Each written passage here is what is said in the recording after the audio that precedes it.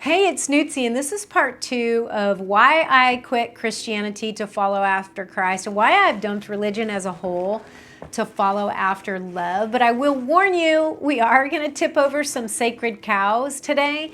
And based on the comments from part 1, I was equally offensive to Christians and non-Christians. But maybe you're like me and you just are thirsty and hungry after a radical experience where you walk away changed. So in part 1, I went into detail of how the brainwaves beta, alpha, theta, and delta correspond according to the insight I was given to the elements, which are earth, water, air, and fire. And I'm not going to go into great detail, but I do want to talk about for just a minute the beta brainwaves, which are the ones where we need them if we are, in a time crunch and we need to have pinpoint laser focus to get a project done, or we feel threatened, we're in fight, flight, or freeze mode, feel like we're prey and there's a predator, so we're scanning the horizon and we're judging everything that is coming at us, whether it's friend or foe, whether we are safe or that is a predator.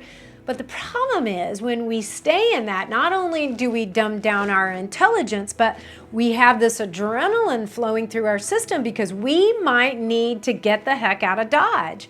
And so we can't function in our neocortex when we're functioning in our limbic brain or our primal brain.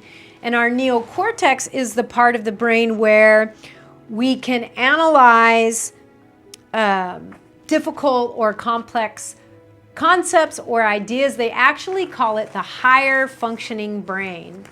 And so as I was contemplating this, and I was just dumbfounded at how traditional Christianity had kept me separate from what I wanted most, which is to know the voice of the Good Shepherd and not follow the voice of a stranger.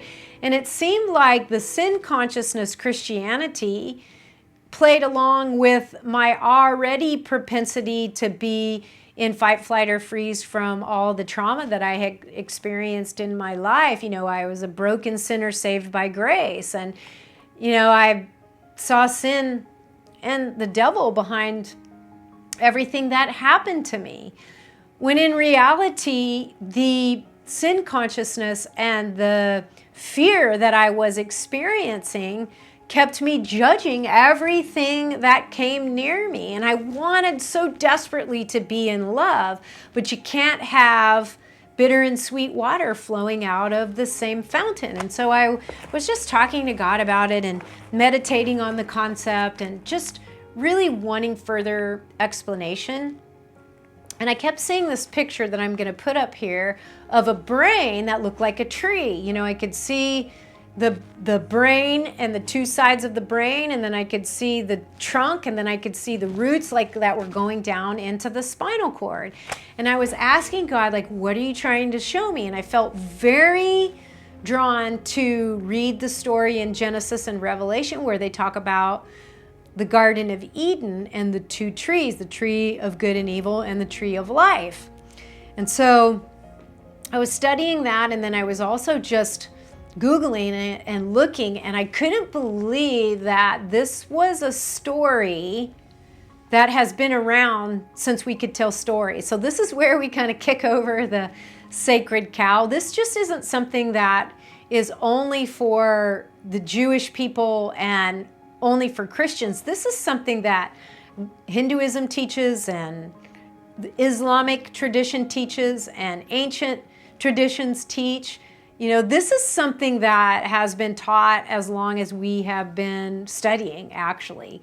And so what I have learned, or what I feel like was revealed to me, is if you study the tree of good and evil, if you look up that word evil, it means misery, displeasing, distress, injury, calamity, wrong, bad, which is literally what I felt like I had functioned under my entire adult life as a Christian. I wanted to be delivered from this body of death, but I couldn't even trust my intuition because I kept making bad decisions. And the reason being is I couldn't get there from there. You can't be in fear and love. That's why it says perfect love cast out all fear. We can't be in contraction and growth at the same time. We can't feel sinful and separated from God and understand that we are made of the very substance of love. Nothing can separate us from the fear or from the love of God.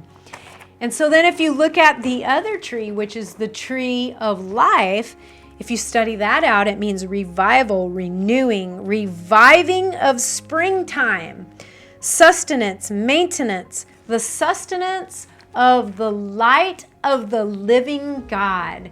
That sounds like a higher state of consciousness. That sounds like if we eat of that tree, if we function out of that portion, the neocortex portion of our brain, that's when we can meet Christ in the air.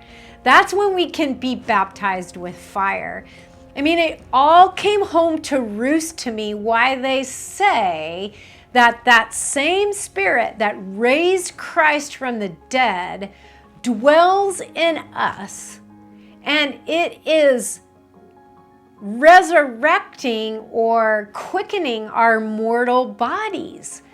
When we function out of that portion of our brain and we eat of that fruit, that's when we can intimately become acquainted with Christ. That's when we understand Emmanuel, God with us, God in us, be revealed through us. It says that we can be transformed, we can be changed, we can be renewed by the renewing of our mind. And so when we eat of the tree of good and evil, that's when we judge everything that comes at us as a snake or evil. You know, it would bother me so much that I couldn't feel like nothing could separate me from the love of God. I felt everything but acquainted with the love of God. You know, I couldn't trust my intuition, and I see now why. I was eating of the wrong tree. I was functioning out of the wrong fruit. I was maintaining or sustaining my life not with the light of the living God. I wanted that desperately, but I was eating of the misery and the judgment and the injury and the evil, and I was seeing snakes instead of seeing angels. And so I know this sounds a little far-fetched, and I'm not saying that this is the only interpretation of Genesis and Revelation, but when you come face to face with God, when you get out of fight, flight, or freeze, when you meet Jesus in the air, that's when you become alive and a living sacrifice. And that's when you walk away changed. I mentioned to you when I had this metabolic breakdown and I was just desperate because I couldn't get any answers and I knew my life force was slipping away from me, I would think if I could just touch the hem of his garment, I would be changed. And if you go and look at that story about when Jesus was walking through the crowd, there were tons of people that were thronging him. But this was a woman who was suffering with an issue of blood, or she was bleeding for 12 years. And she was crawling on her hands and knees through the crowd to make a connection. She just touched the hem of his garment and it made him stop. And he said, "Who touched me?" And so if we can change our brainwave states, when we can get out of our sin consciousness, when we can get out of thinking that God is punishing us, and we can realize that we are not isolated. If you go back and you look at the story of Adam and Eve, when they ate of the tree of good and evil, they were like, holy cannoli, I'm separated from God. And God called to them in the garden where he used to walk with them in the cool of the day, and they were hidden. God knew what happened, but he was calling to them, and they were hiding themselves. They were so ashamed that they had to sew fig leaves together. They didn't even realize they were naked. They were vulnerable up until that time, and then they had to cover themselves. And so if you are feeling separated from God, then you are not in the right brain states like I was. If you are feeling like you have to judge everything and you can't function in love, you're functioning in the wrong brainwave states.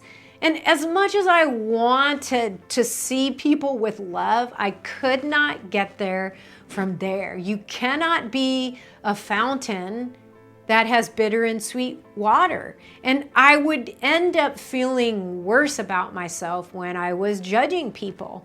I would end up feeling more sad and more separated and more disillusioned with who I was. And I understand, I get it now, because you can't get there from there. You can't get to experiencing who God really is. And when you press in and when you start to really regulate your brainwave states and you meet God in the air and then you become baptized with fire by the Holy Spirit, you totally walk away changed. You become like Jacob. You wrestle with that angel and you walk away with a new name. You become like Enoch. You become so acquainted with who God is that you get translated up into heaven and you lose your identity. You become like Elijah and you get translated. When we have radical experiences with love, we walk away changed. We walk away with a new name. We walk away understanding that we are loved. It says that that same resurrecting, world-creating Spirit that raised Christ from the dead dwells on the inside of us, and it is quickening our mortal bodies. It is changing us in this moment. And the way that we can experience that is by the renewing of our mind, by functioning not out of our primitive brain, not eating of the fruit of the tree of good and evil, but eating of the tree of life, where we are sustained by the light of the living God. Doesn't that sound amazing? And so what is the end game then? The end game is, I would say, for you too, and me too, to go for intimacy, to where when you have an intimate friendship or you have intimacy with someone, you know their smell, you know their sound, you know their frequency, you know the cadence of their breath. You can put your ear to their chest and you recognize their heartbeat. That is what God desires of us. If you study the mystics, every one of them that had a radical experience with God walked away understanding what it feels like to be the beloved of the divine. It is ineffable. It is above languaging. And I remember when God was beginning to reveal about getting above languaging, I was thinking about or learning about frequency and sound, and, that I really was sound and frequency and light and love. And I was a word. I was an epistle. I am a love letter to God. And so God was saying to me, do you really think I use the English words to say, let there be light, or speak the earth into existence? And I was like, well, kind of. And then I began to see, or God began to show me how he moved on the face of the earth, over the face of the waters, and he began to trouble them. He began to, if you really go in and study that, it's more of a vibration. And so I had to allow God to begin to speak to me in a way that was above languaging. And I was talking to my friend about this the other day, and I was saying that, we have to get to where we surrender our words and our wanting to label everything. That's good, that's bad. And we have to get to experiencing God. And when we can do that, then we're not trying to generate love and generate joy to create what we want in our life. What happens is we experience it and it happens to us. We experience it and it emanates from us. We become sustained by the light of the living God. And so I hope this has piqued your curiosity, and I hope that you will press in and begin to experience God and go for love and go for understanding how to change your brainwave state so you can eat out of the tree of life and not out of the tree of good and evil. So I would love to hear from you to see if this is resonating. Thank you for the ones who were at ORU and who this has resonated and you have put comments, and even the ones where it doesn't. I hope you'll be curious and begin to search this out for yourself and begin to look at it and begin to study it and to show yourself approved. But until next time, my prayer is that you will be sustained by the light of the living God and be blessed. Bye-bye.